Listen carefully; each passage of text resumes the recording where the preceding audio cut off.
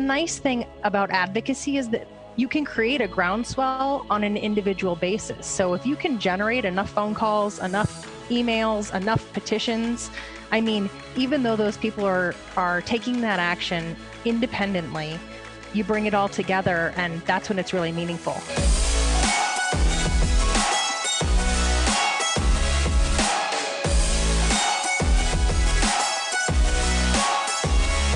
Welcome to the Nonprofit Fundraising Exchange, a podcast from IPM Advancement. Our mission is to help you raise more money so you can make the world a better place. Today's topic, Nonprofit Advocacy Basics.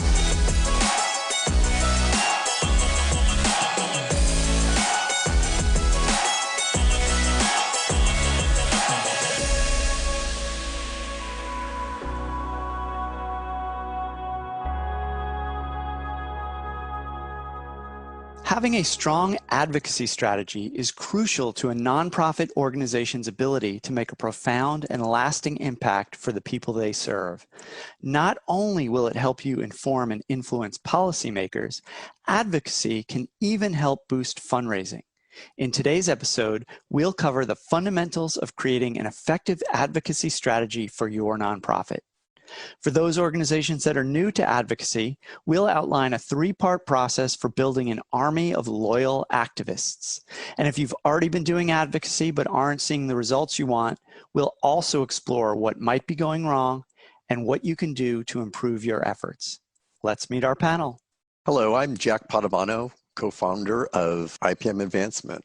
And I'm Joseph Kabalik, and I'm Associate Director of Client Services here at IPM. This is Samantha Timlick. I am VP of Client Services at IPM Advancement. Excellent, excellent. Thank you all for joining me today to talk about nonprofit advocacy basics. So let's start with something real basic. Let's define advocacy. So what is advocacy in the context that we're talking about here? You know, Curtis, when I think about advocacy, I think of it as the art of expressing a point of view.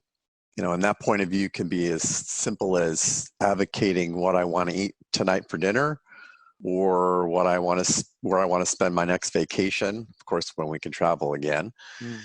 In the professional setting, and as it relates to nonprofits, I think about advocacy as expressing an opinion on public policy, like reducing gun violence, or a cause like protecting children from abuse, or advocating for a specific piece of legislation, like legalizing marijuana for medical use. Good, good.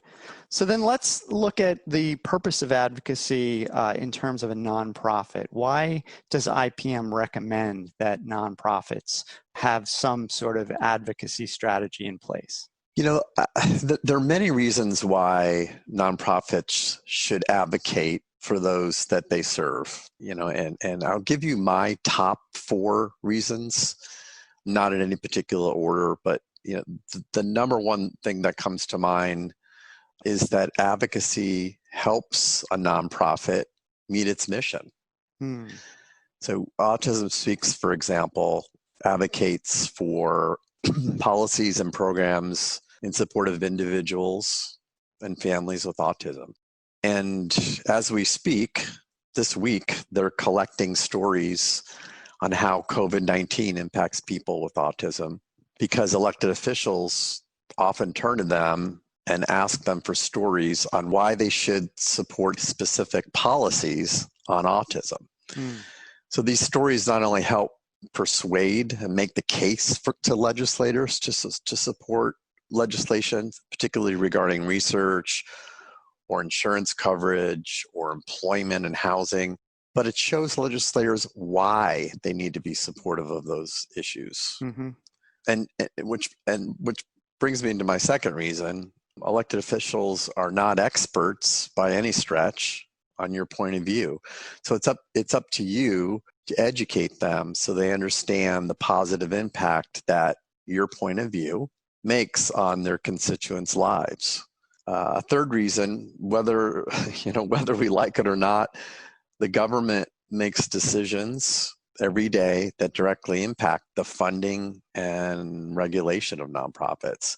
So it's really in the best interest of a nonprofit organization to be consistently in front of them, arguing for tax incentives for charitable giving, tax exemptions, grants, things like that. And I think the fourth reason, who doesn't see the value of having a good relationship with policymakers who make these important decisions?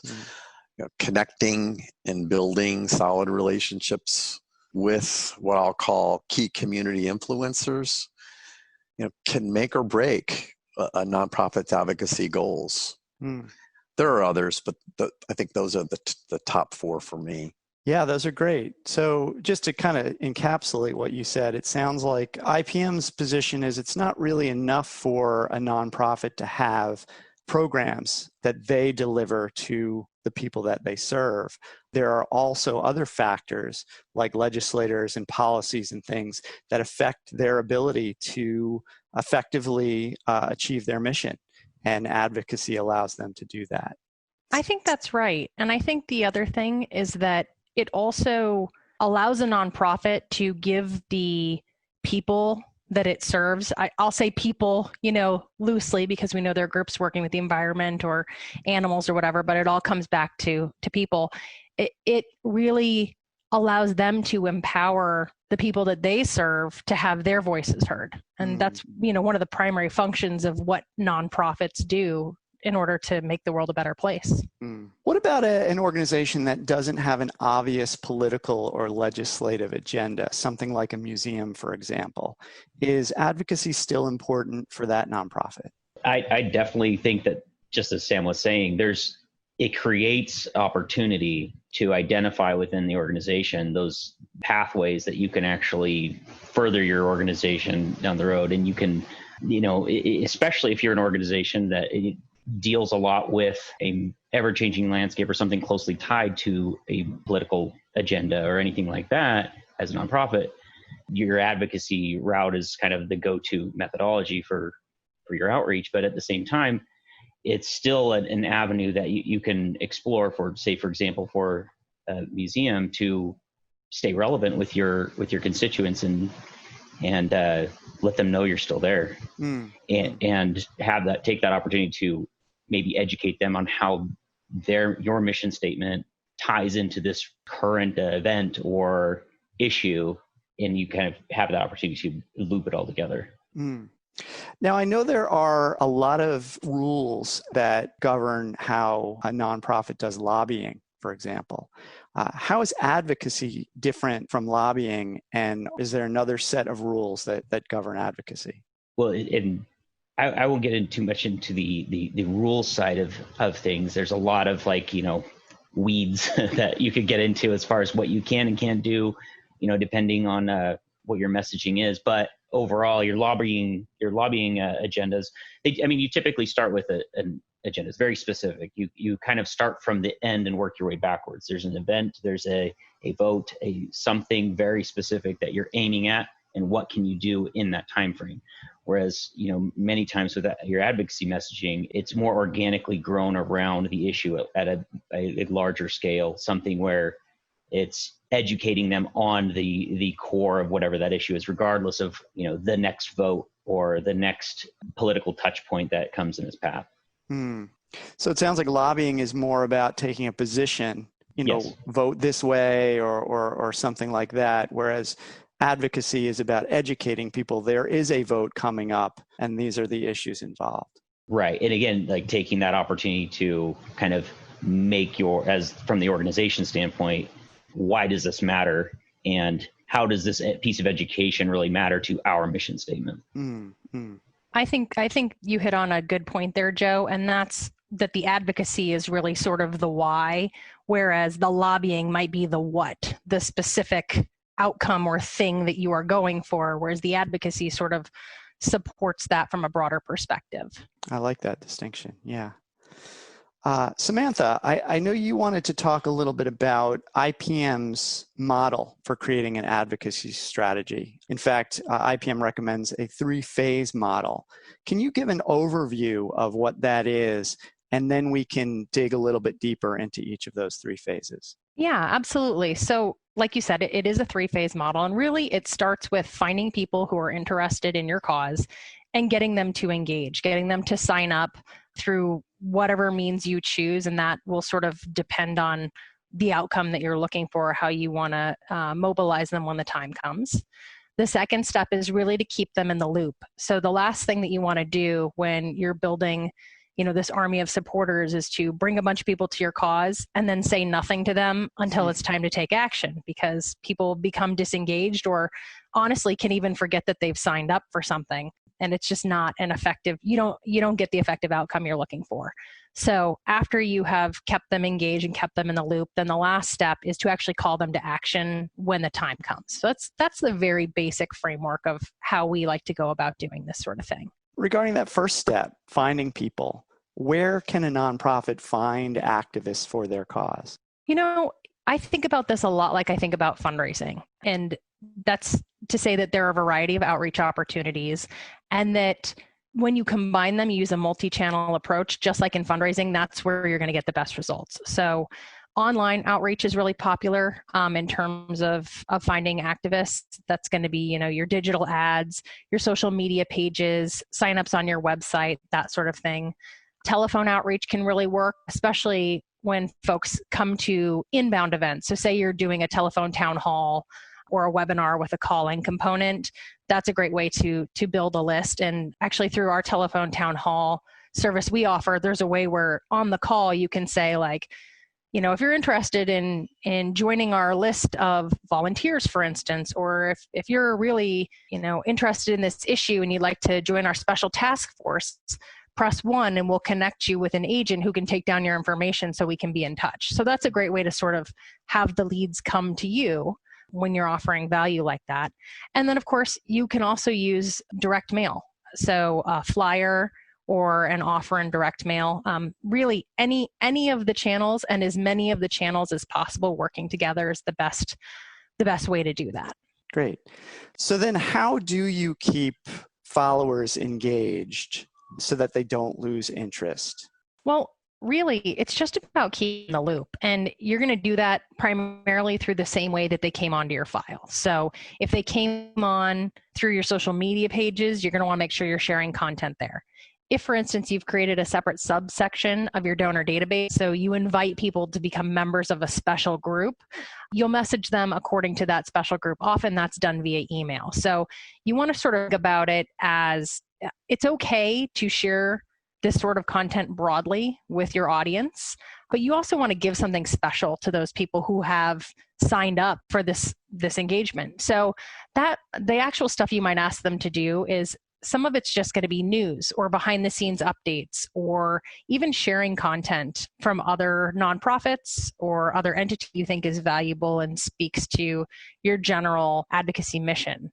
You want to give them ways to take action that are simple, but that require a little bit of something from them. So maybe you're just asking them to retweet something or share your message or talk to your family and friends, talk to 5 people this weekend about autism awareness. I know Jack was speaking about Autism Speaks. So something like that.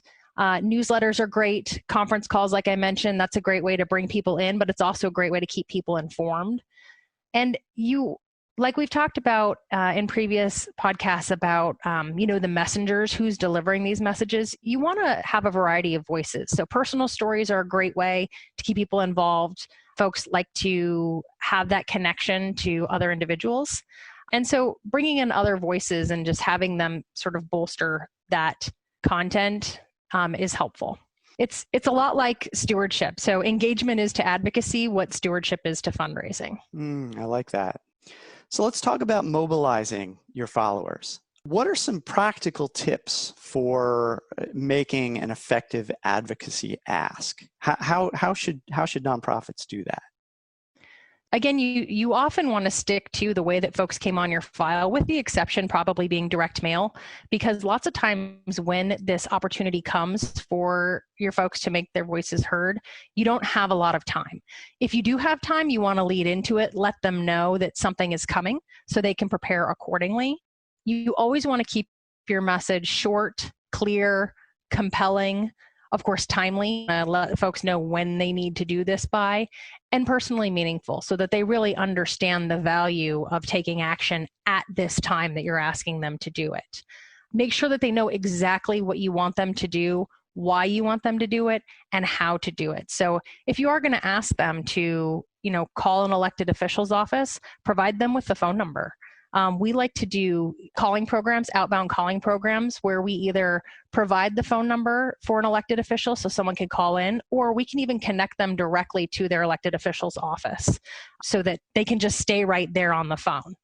Text is great because people can interact right then and there. And then, of course, digital is great. So when you are mobilizing, you want to think about the action you want them to take and then pick the vehicle that is most connected to that action. So like I mentioned, if you want them to make a call, call them, transfer them right then and there.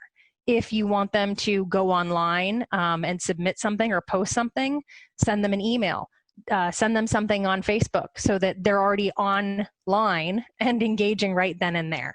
That's always meet people where they are, where you want them to take that action and where you can find them. I like what you said about making it easy for people. Russ Faniff and I recently, in a recent episode, we discussed making the donation process as frictionless as possible. And it sounds like there's a parallel here. Is that what you're getting at? Yeah, absolutely. I mean, think about times in your own life when you've been asked to do something. If you know exactly what you need to do and they've made it super simple for you, you're much more likely to take that action. And I find myself doing this. I can be very passionate about a cause, but I'm also busy. So if I can't take action right then and there and make it happen, there's that chance I'm going to forget. It just feels a little too daunting. So yeah, keeping it simple is definitely important. This idea of there being a parallel between fundraising and advocacy, it leads me to my next question, which is, should those things ever be mixed? Should we keep them separate? Should you pair advocacy asks with fundraising asks? What are your thoughts on that? By all means, pair them up. We had a client a few years ago that didn't believe in pairing them up, and we convinced them to actually do a test in the mail. And the test comprised of, we're going to make an advocacy ask. I think in that case it was to sign a petition, and then we're going to ask for a contribution. And then the other control was just a fundraising ask by itself without signing the petition. And we saw a 30% increase in response to having two action items. Sign the petition and make a contribution. Also, not only was response up, but the average gift was higher in the case where we paired them up. So, based on that, from then on, in almost 100% of the cases, when we had the opportunity to pair them up, we did, and it worked across all clients. We yielded the highest ROI on appeals where we did pair them up. I'll give you an example. It's the work that we did for the Everglades Foundation. Florida's water supply was being threatened by overbuilding and pollution, which caused drinking wells to be overtaken by salt water. And obviously we can't drink salt water, so the issue became very important to Floridians. So we wrote and designed a mail piece that clearly defined the problem for readers, and we asked them to take two actions. One, sign a letter to the governor asking him to commit to protecting and not harming the Florida Everglades, and we included that specific letter in the mail piece. And secondly, make a contribution to show your personal commitment to Florida's future and having clean water. And that 1-2 punch works because it gives donors two ways of participating, almost kind of like a menu of sorts. With that said, there were a group of people that did not make a contribution, but who did sign the petition. But what we found as a very effective way to market those people again is to go after that, to mail that group a second ask for a contribution. And I think we did it both email and with a hard copy mail piece, thanking them for signing the petition, and then we made a second ask for money. And the results of that segment were through the roof. Oh, wow. So pairing up an advocacy ask with a fundraising ask is definitely the way to go. It sounds like the advocacy ask is the primary, that's the featured ask, and then the secondary ask is the fundraising ask. Have you found that that's the way to go, or can it work either way? I think it works best as you described it. So you use advocacy as the hook, because it lends itself very naturally to describing what the problem is, hence the solution, and how you're going to make that solution come to life. Great. So let's talk a little bit about when advocacy goes wrong. What are some mistakes that you've seen nonprofits make in their advocacy efforts? I think Jack's example is kind of like perfect case study on how it really highlights where people can go wrong. And that's with that particular piece, it was current, it was relevant, it made sense, it just connects all the dots. And so if you're not up to date on your current events, you don't know what's important, or what is the most relevant thing to your donors. Like how are you going to, your hook's not going to have any barbs. You're not going to sink anything in. And so that's pretty much it. Is like when you miss the boat on that, it's you're not at minimum, you're not capitalizing on what the potential of your message is. You only stand to benefit by being in front of them with something they care about, with something, chances are you're going to be tying into other messages that they're hearing that they all care about as well. And then you're tying it into your mission statement. And so it's like the perfect avenue, through your advocacy messaging to get people to take action one way or the other. And that's, I think, really what keyed in on that example, why it works so well is it's here, it's now. And that's really the what we found is like you take away as many excuses as possible, and advocacy messaging is really what gets you there. It's like, well, what reason do you have to not take action? So not staying in tune with the, why your message is important in the first place, why you're saying what you're saying right now is probably one of the bigger mistakes that I've seen. It's a flop at that point. No one's listening. And so I'd add something else to that. Go ahead. Another mistake people make with advocacy is not circling back with donors on how effective their advocacy was. It doesn't always work. Signing a petition or a call to a legislator or a written piece of correspondence to an elected official, sometimes it fails. Regardless of the outcome, it is critical that you circle back with those donors and let them know what happened. Let them know that their effort mattered, whether you got that piece of legislation passed or whether you didn't. But being completely transparent and upfront and closing that loop is a critical piece of making advocacy work. Because when you go out for the next time and ask, they're going to wonder, well, what happened with that last petition that I signed? Right. Did it really make a difference? Yeah, it sounds like it reinforces the idea that this is a partnership. It's not a one-way thing. Absolutely. And the other thing I would add that sort of is in line with that, it actually goes along with what both Jack and Joe said is, we've talked before about mission creep and making sure you sort of stick to your lane and know what you're doing. That might be another pitfall that folks can fall into with advocacy is maybe there's an issue that is personally meaningful to the founders or the president or the board, but it doesn't actually tie in very well to the mission itself. And when you start putting forth that type of messaging, it can really just confuse people because then they're sort of trying to figure out, well, what does this have to do with what the organization does? And how is it really, if I'm passionate about what this nonprofit does, how is this really moving forward that work? So that's another thing. I don't think that's terribly common, but I think especially in these days where, let's be honest, there are a lot of things to have opinions on and, where you might want to get involved and you just need to be aware of that and keep an eye out. How has COVID-19 changed IPM's recommendations, if at all, regarding advocacy? The biggest change is really just that you want to avoid in-person asks. So you're not going to be asking your folks to go knock on doors or meet in person with their elected officials. You're not going to be hosting any sort of watch parties or picketing or anything like that, where you're encouraging large groups of people to come together, or even small groups of people to come together. But the nice thing about advocacy is that a lot of the times you can create a groundswell on an individual basis. So if you can generate enough phone calls, enough emails, enough petitions, I mean, even though those people are taking that action independently, you bring it all together, and that's when it's really meaningful. But they don't have to directly interact. Great.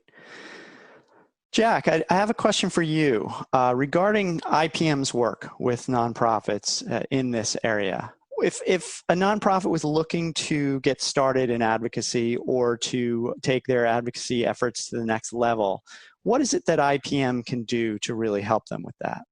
Well, if you're thinking about hiring an agency like IPM, I would only do it if A, you don't have an advocacy strategy in place currently, and one would be helpful for all the reasons we've all just mentioned, or B, you have an advocacy strategy in place, but it isn't meeting its goals.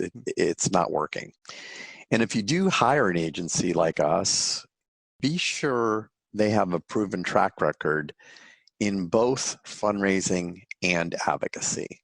There are a lot of good agencies with fundraising experience out there, but have little to no advocacy experience or expertise at all.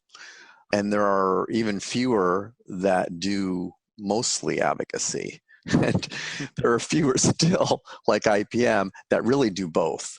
So there are more than us out there. And the key, like in hiring any agency, is to vet them and go to them very specifically with what your need is. So if you don't have a strategy in place, time to hire an agency. Or if you have one in place and it isn't meeting its goals, again, time to hire some expertise on the outside. Well, let's get some takeaways. What's something that has either come up in this conversation or hasn't come up in this conversation that you think is really important? If a nonprofit was going to take one thing away, what would that be? Let's start with Jack. First and foremost, create an advocacy strategy, period. It's a proven way to propel your mission forward.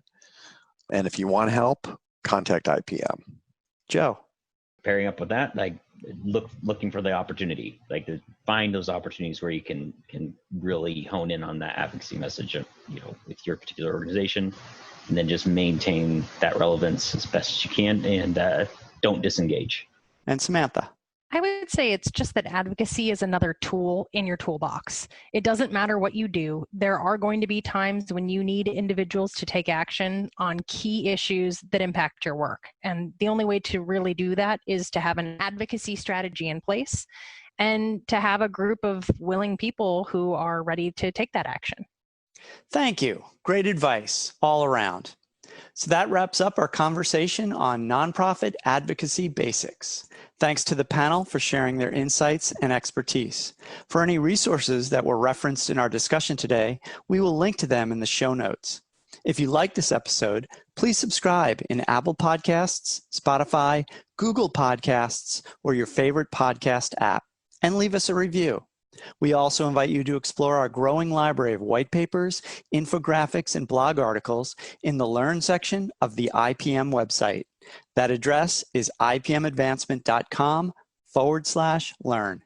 Thanks for listening, and we'll see you next time.